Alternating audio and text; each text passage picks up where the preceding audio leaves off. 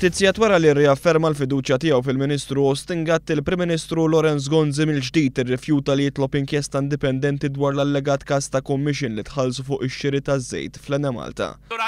Jiena li l-Pulizija għandi fiduċja fihom ħallihom jinvestigaw. Lorenz Gonzi quddiem il-partitarji tiegħu f'diskussjoni taħt it-tinda fuq il-għajn qal li l-Gvern immexxi minnu iġġieled il-korruzzjoni. Dan minkejja li taħt it-tmexxija tiegħu baqa' ma ddaħħalx il-Whistleblower Act li tgħin fil-ġlieda kontra l-korruzzjoni. Fi żmien fejn bħalissa d-diskussjoni fil-pajjiż hija ffukata fuq l-iskandlu tax-xiri taż-żejt fl-Enemalta, Lorenz Gonzi mhux qed jikkommetti ruħu li jdaħħal il-Whistleblower Act fil-leġislatura li jmiss.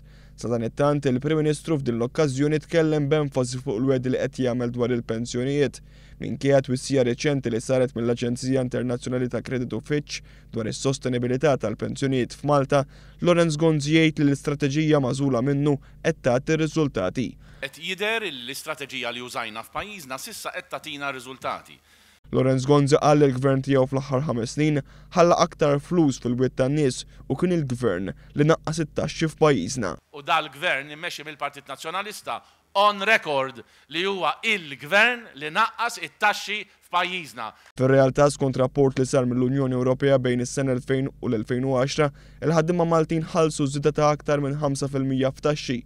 Fl-istess ħin fil-programm elettorali li preżenta l-Gvern għal din l-elezzjoni ġenerali, Lorenz Gonzi qed jgħid li għal kull 100 euro taxxi li qed inħallsu llum f'5 snin se nħallsu 106 euro.